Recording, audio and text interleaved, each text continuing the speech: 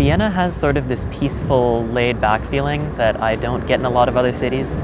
To be honest, it feels more like I'm walking around a small town at times. It's just very peaceful and relaxing here.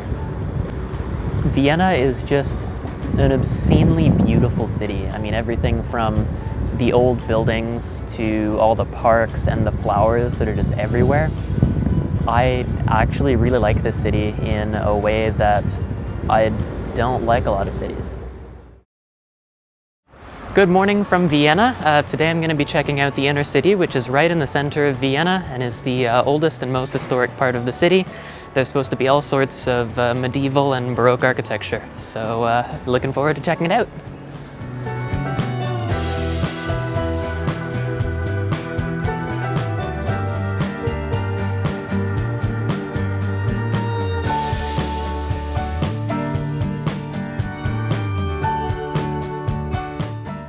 Behind me is the St. Stephan's Cathedral, which was built in the 12th century and is the most important church in Vienna, and entry is free, so I'm going to head inside and take a look.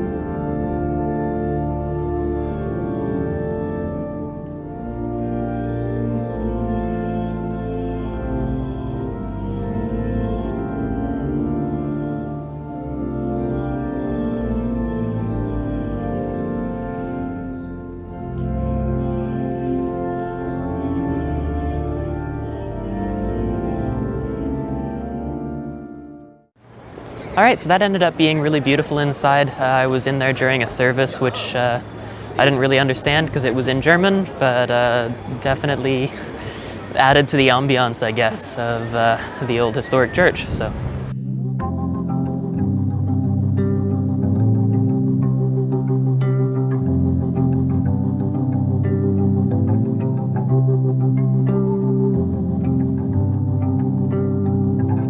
So behind me is the Hofburg Palace, also known as the Imperial Palace of Vienna, which is an absolutely massive complex of all sorts of wings and components that have been added throughout history.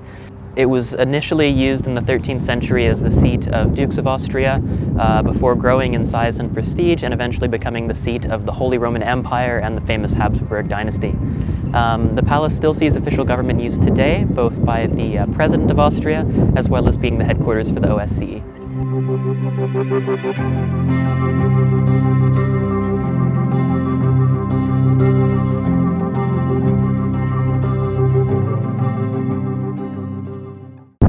So cafes and coffee houses are a big part of life here in Vienna, so I'm on my way right now for a quick snack break at a cafe that was recommended by my Viennese friend.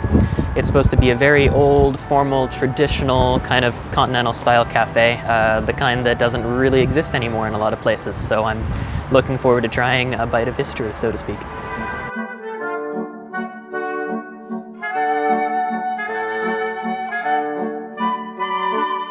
What do you recommend as being like the most popular or classic? Classic Viennese coffee is the name is a melange. It will be half coffee, half milk with a milk froth on the top side. Okay. And I can really prefer in the house is the apple strudel, so famous for them. It's one of the best apple brewed Austria. Okay, I'll have so I'll have that coffee, an apple strudel. Yeah, thank you. I feel very underdressed being in here in my t-shirt. Everybody else is in. People are in jackets and nice dress shirts, so I feel very underprepared. Thank you.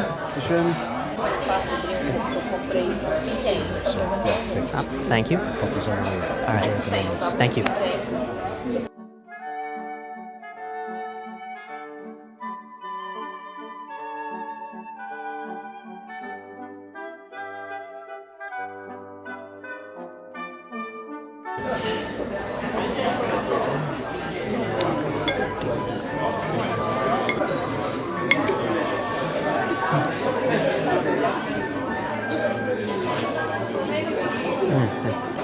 Fantastic.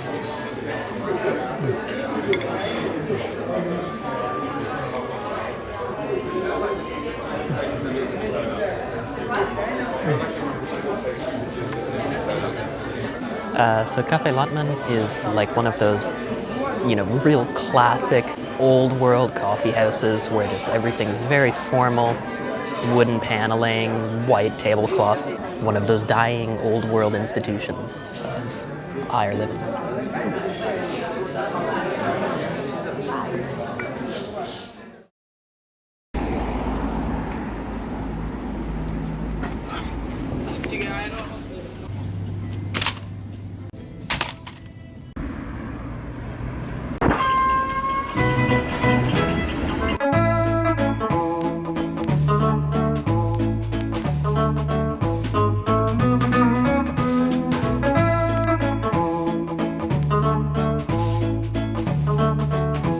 So today I'm at the Schloss Belvedere, which is a beautiful Baroque palace kind of on the outside of Vienna.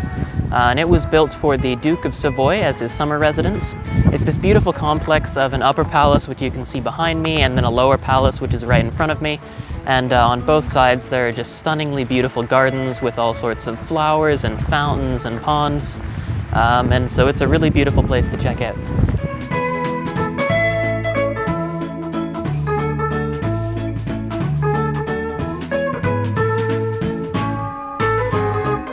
So as I've come to understand from my Viennese friend, being outdoors and enjoying all the parks and green spaces in this city is a big part of life here in Vienna. And so kind of in honor of that, I've brought a picnic here to the Schloss Belvedere, and I'm going to go and have a seat right over there and enjoy a nice lunch. So I've just settled down here for a very simple picnic. Just really the bare essentials, cheese, meats, pretzel, and obviously some sparkling wine and some pralines. So.